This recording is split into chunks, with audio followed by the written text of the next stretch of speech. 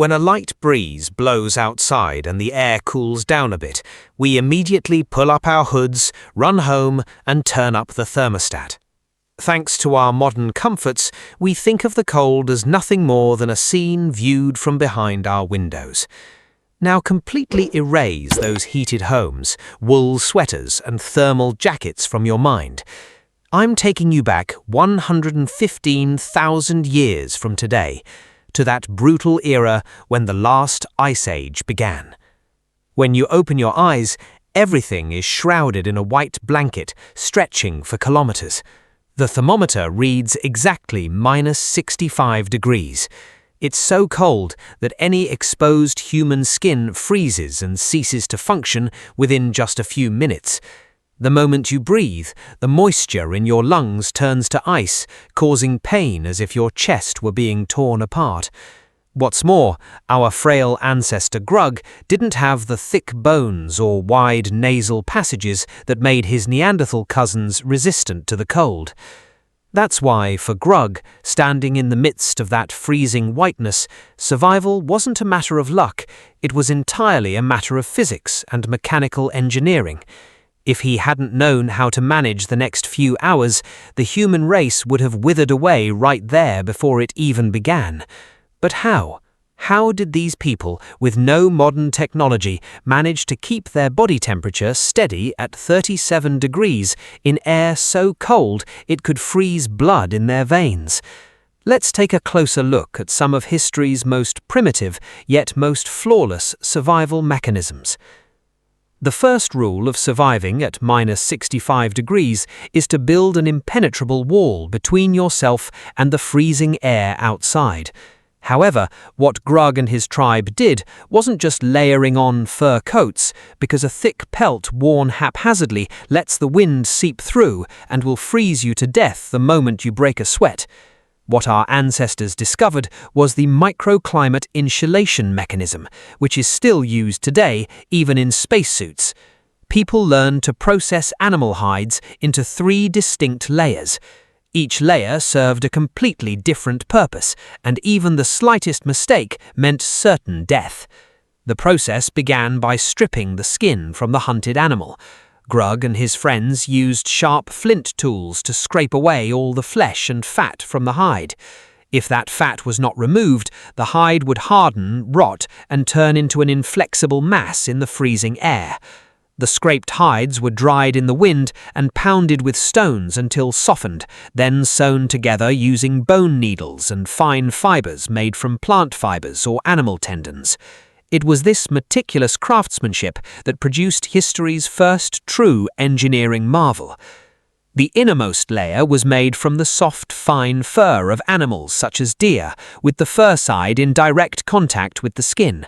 These hairs trapped the warm air produced by the body just above the skin. The middle layer consisted of a thicker hide and served as a buffer zone that prevented the heat from the inner layer from escaping. The outermost third layer, meanwhile, was made entirely of tough, windproof and waterproof hides. When these 3 layers were stacked on top of one another, millimeter-wide air gaps remained between them. Physically speaking, air is one of the worst conductors of heat. Grug used this stagnant air trapped between the layers as a protective shield. As the razor-sharp wind outside, at -65 degrees, struck this wall of air and bounced back, the body heat inside created its own small microclimate. However, the most vital mechanical feature of these garments was their ability to prevent sweating. Sweating at -65 degrees is a sure death sentence because liquid conducts heat 25 times faster than air. Sweat that accumulates inside the garment freezes the moment you stop moving, freezing you from the inside out. That's why our ancestors, instead of sewing the garments tightly, added loose ties under the arms and around the neck. The excess heat and moisture generated while walking or working escaped through these openings, keeping the body dry. This was the first breathable, ventilated thermal jacket design in human history. You've insulated yourself from the outside with your clothing, but what about that deadly -65-degree air filling your lungs as you breathe? Inching the air directly into your lungs at that temperature would cause your lung tissue to freeze instantly, leading to internal bleeding. Neanderthals have wide noses with cavities that warm the air before it enters. Our frail Grug, however, lacked this biological advantage. That's why he had to make a mechanical breathing mask. People tied thick pieces of fur or animal tails around their faces, completely covering their noses and mouths. As you exhale, the warm, humid air, 37 degrees, that comes out of your mouth gets trapped among the fur's strands. When you took your next breath, the freezing -65-degree air from outside first passed through this warm fur barrier. The deadly cold air from outside mixed with your own warm breath that had accumulated inside, warming up, and by the time it reached your lungs, it had already become a tolerable temperature. In other words, our ancestors mechanically heated the air inside by using their own breath as a sort of recycling system. Once the air inside was warmed, it was time to focus on the body's main engine, the mechanism that keeps the heart and blood warm. To survive at -65 degrees, the body must constantly shiver and the muscles must work, which burns an enormous amount of calories. The mechanical solution our ancestors devised to fuel this furnace was to consume the pure fat and bone marrow of the mammoths or bison they hunted. Fat has twice the energy density of carbohydrates and takes hours to digest. When the body begins to break down these heavy fat molecules in the liver, it releases a massive thermogenic, heat-producing reaction as a byproduct. When Grug chewed and swallowed the fat from the meat, he was essentially placing a slow-release chemical heater in his stomach. The blood warms up with the heat it receives from this internal furnace, and as it's pumped from the heart, it prevents the fingers and toes from freezing. By burning fat, the body transforms itself into a mechanical heater, radiating warmth from the inside out. You got through the day by breathing within this microclimate you'd created and burning pure fat. But what happened when night fell? At -65 degrees, the wind's intensity doubles, and the moment you stand still, even that precious air pocket inside your clothes begins to cool slowly. Sleep is the moment when death most easily catches you in this climate. Building a fire wasn't always a sure solution, because you couldn't find wood in the storm-swept open terrain, and even if you did, the wind would extinguish the fire in seconds before it could gain a foothold. It was precisely at this point that our ancestors turned one of nature's most basic rules to their advantage, trapping and amplifying heat. Finding a massive cave at -65 degrees and lighting a fire inside wasn't always possible. Even if they did, the wind would instantly extinguish that fire. So instead of searching for deep caves, they would take shelter in rock crevices that cut through the wind like a knife, or in the sheltered nooks of slopes untouched by the storm. The secret to survival here was not individual effort, but creating a collective heat shield.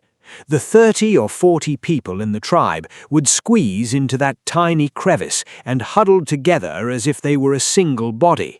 There is a very simple yet life-saving logic behind this. A healthy human body is like a living space heater, constantly radiating heat into its surroundings. When alone, that heat dissipates into the air and is swallowed up by the freezing wind in a matter of seconds. But when you cram 40 people back to back, chest to chest and breath to breath into a single room, things change completely. A massive curtain made of thick, wind-proof bison hides was stretched around the tribe. The steam and heat rising from the skin of those 40 people inside would hit the ceiling of that small cavity, unable to escape, and bounce off the hides, returning to the people below. You warmed the person next to you, and the person next to them warmed the one behind them. While a -65-degree apocalypse raged outside, the temperature inside that small enclosed cell soared to as high as 15 to 20 degrees, thanks solely to the collective energy generated by these human bodies coming together. In other words, those frail human bodies, which would have frozen to death within minutes if left alone, transformed into a massive living thermal battery that completely neutralized the cold outside when they stood side by side. Finally, you had to figure out the most critical aspect of all these mechanical systems, the mechanism to protect the feet that touch the ground, because if you step barefoot or even with just a single piece of leather onto frozen ground or ice at -65 degrees, the soles of your feet will stick to that ice within seconds, and your skin will peel away down to the bone and rot. An ancient human who loses their feet is nothing more than a dead weight to the tribe. Grug and his tribe developed history's first foot insulation to prevent heat loss from beneath their feet while walking. They stuffed the insides of the boots they made from animal hides to the brim with the softest, air-filled down from beneath the throats of the deer they hunted, along with dry grass. Between the soles of their feet and the icy ground, they created a thick barrier that wouldn't compress and trapped the air. Thanks to this, the precious blood flowing to the toes, the body's farthest extremities, could return without freezing along the way.